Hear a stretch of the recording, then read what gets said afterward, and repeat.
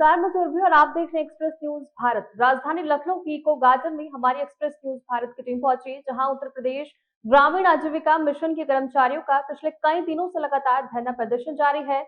आपको बता दें कि दरअसल अपनी लंबित मांगों को लेकर वो धरना प्रदर्शन कर रही हैं और उनका कहना है कि हमारा धरना प्रदर्शन का कोई निश्चित समय नहीं है। जब तक हमारी मांगे पूरी नहीं होंगी, हमारा धरना प्रदर्शन जारी रहेगा। राजधानी लखनऊ के इको गार्डन में उत्तर प्रदेश ग्रामीण आजीविका मिशन के कर्मचारियों का धरना प्रदर्शन लगातार जारी है। दरअसल आपको बता दें कि लंबित मांगों को लेकर उत्तर प्रदेश मिशन ग्रामीण के कर्मचारी कई दिनों से धरने पर बैठे हैं। उनका कहना है कि हमारी मांगे जब तक पूरी नहीं होती, हम धरना जारी रखेंगे। आपको बता दें कि एचआर पॉलिसी के तहत उनकी सैलरी में इंक्रीमेंट होना था और जो अभी तक नहीं हुआ है। साथ ही पिछले 9 साल में उनकी सैलरी में किसी तरह की बढ़ोतरी नहीं हो पाई है। आपको बता दें कि मेडिकल इंश्योरेंस अभाव के चलते मिशन के कई कर्मचारियों की मृत्यु भी हो गई है। इसके बावजूद भी इस पर कोई निर्णय नहीं लिया गया है। साथ ही उनकी ये भी मांगे हैं कि दूर दराज के जो लोग हैं उनका ट्रांसफर उनके ही शहर में किया जाए, जिससे उनको किसी भी तरह की दिक्कतों का सामना ना करना पड़े। उन्होंने कहा कि हर चीज में महंगाई के चलते दामों की बढ़ोतरी की गई है, पर हमारी सैलरी में अभी तक किसी भी तरह का कोई इंक्रीमेंट नहीं किया गया है। उन्होंने कहा कि हम अपना अधिकार मांग रहे हैं, भीख नहीं। नमस्कार, मैं हूं मोनिका और आप देख रहे हैं एक्सप्रेस न्यूज भारत। जिद सच दिखाने की आज मैं मौजूद हूं राजधानी लखनऊ के इको गार्डन में, जहां पर लगातार 30 दिन से आजीविका मिशन के कर्मचारी धरना कर रहे हैं। आपको बता दें कि अपनी लंबित मांगों को लेकर वो लगातार धरना प्रदर्शन कर रहे हैं। आइए हम उन्हीं से जानेंगे कि उनकी क्या मांगे हैं जिनकी पूर्ति अभी तक नहीं हो पाई है।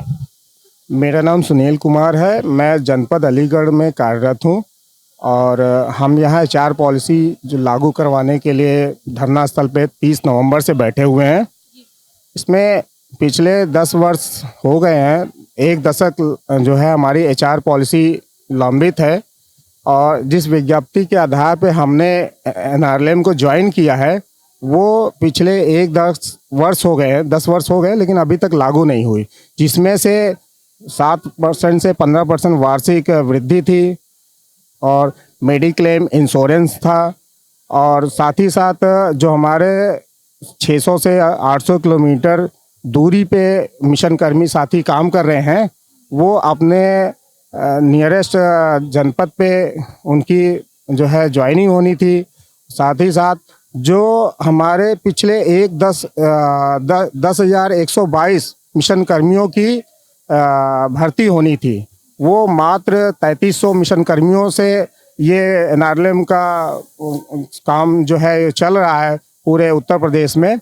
उससे बहुत सारी चीज़ें नुकसान ये हो रहा है कि पिछले 1.5 सालों में लगभग 45 से 50 मिशन कर्मी उनकी मृत्यु हो गई है और 80-90 मिशन कर्मी जो है गंभीर रूप से चोटिल हो गए हैं। सर ये बताइए कि जो मेडिकल इंश्योरेंस ना मिलने की वजह से जिन परिवारों की मृत्यु हुई है, जिन मतलब परिवारों में जो कार्यरत थे उनकी मृत्यु हुई है, तो क्या उनके परिवारों को भी किसी भी तरह की कोई सहायता नहीं प्रदान की गई?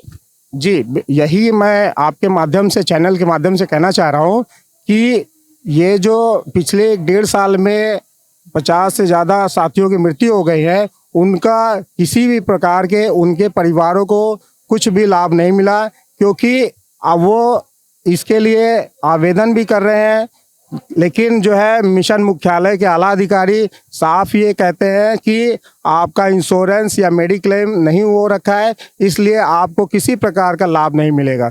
जो कि ये जो हमारी एचआर पॉलिसी पिछले 10 वर्ष पूर्व में जिस विज्ञप्ति के आधार पे हम लोग आए, उसमें पूरी तरह से लिखित है और जो है और इसी मेडिक्लेम में भी हमारे जो 80-85 साथी जो है उनको गंभीर रूप से इंजर्ड है, उनकी भी जो है इलाज नहीं हो पा रहा है। जी जी, अभी हमारे साथ यहाँ पे कुछ महिलाएं भी मौजूद हैं, आइए हम उनसे भी जानेंगे। मैम अपना नाम बताइए। मेरा नाम हेमावती है, मैं तेलंगाना स्टेट से हूँ, उत्तर प्रदेश स्टेट में काम कर रहे हूँ। जो आजीविका मिशन में पॉलिसी दे के यहाँ काम करने के लिए आए थे, लेकिन जो पॉलिसी में ऐसा पॉलिसी में ऐसा बताया गया था कि आपकी जो सैलरी होगी वो 25 से 45 हजार रुपए सैलरी अंकित की गई थी, उसको क्या मिल रहा है आपको? जैसा 10 साल पहले जो 25,000 थी, आज भी वही मिल रहे हैं। सारे चीज में बढ़ गए, टेक्नोलॉजी बढ़ गई, सारे जो यूज करते डेली यूज करते सारे चीज में रेट बढ़ गए। लेकिन 10 साल पहले जो सैलरी थी आज भी वही है, मतलब हम 10 साल पहले जो पुराने हैं हम वहीं पे रहे हैं। अलग अलग आप लोग शहरों से आते हैं, राज्यों से आते हैं, आप ये बताइए तो फिर कितनी परेशानी, कितनी कठिनाई आपको उठानी पड़ी है इसके लिए?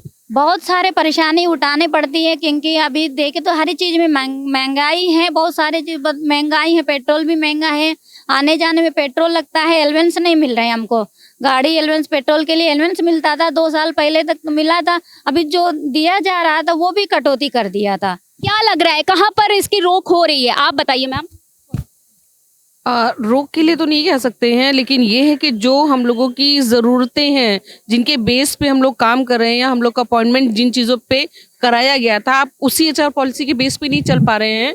इसका क्या मतलब है कि आपने इस तरह के लेबर्स प्रोवाइड कर लिए हैं जिनके डेथ हो जा रही है, तो उससे हमें कोई फ़र्क नहीं पड़ रहा है, किसी का एक्सीडेंट हो जा रहा है हमें कोई फ़र्क नहीं पड़ रहा है, ठीक है हम नेक्स्ट मूव ऑन कर लेंगे, हम किसी और बंदे को लेके आ जाएंगे।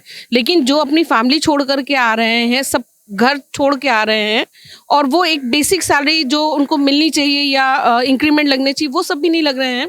ऐसा सुनने में भी आ रहा है कि कई यहाँ के जो कार्यकर्ता है जो कार्य कर रहे थे वो यहाँ से छोड़ छोड़ के कहीं और दूसरी जगह भी चले गए हैं। मैम देखिए, जहाँ पे भी एक अच्छा प्लेटफॉर्म आपको मिल रहा है तो कुछ लोग तो मूव ऑन कर जाएंगे। हम लोगों की पॉलिसी के हिसाब से हम लोग भी अच्छी अच्छी जगह से जॉब छोड़ करके आए हैं। जो आपने जॉब पॉलिसी में दिखाया कि इंक्रीमेंट इतना है, आपको मेडिक्लेम मिल रहा है, आपको टीएडीए, बहुत सारी चीज़ें मिल रही हैं। मैम आज के टाइम पे आप खुद नोटिस कीजिएगा कि प्याज के दाम भी एक टाइम पे बहुत बढ़ गए, टमाटर भी बहुत बढ़ गया। जब आप उन चीज़ों को खरीद सकते हैं, यूज़ कर सकते हैं, हम लोग क्या हैं, मतलब हम लोग कहीं बेस नहीं है, हम लोग की कोई वैल्यू नहीं है। हम लोग क्या मतलब उनसे भी गए गिरे हैं। आप हमारे बेस पे काम कर रहे हो, आज के टाइम पे आपको महिलाओं की जरूरत होती है तो आप बीएमएम्स को पकड़ते हो कि हमारे बीएमएम्स हैं जो कि एक विलेज लेवल पे काम कर रहे हैं, और वो जहां स्टैंड कर जाएंगे आप भीड़ लगा देंगे महिलाओं की। वहां कोर्ट की तरफ से ऐसा कहा गया कि कोर्ट की तरफ से इस मामले पे स्वीकृति दे दी गई थी, आप बताइए कि क्या मतलब कोर्ट की तरफ से स्वीकृति मिलने के बाद भी क्यों नहीं सरकार एक्शन ले रही है? अब ये तो हम नहीं कह सकते, लेकिन हम इतना ज़रूर जानते हैं कि जो भी उन्होंने स्वीकृति दी है वो उनको माननी चाहिए, है ना। वो जो कहा है वो तो पूरा करना चाहिए। हम लोग जिस पॉलिसी पे आए थे वो पॉलिसी उनको देनी चाहिए। उन्होंने स्टार्टिंग में तो 1-2 बार दी, उसके बाद में वो बंद कर दिया।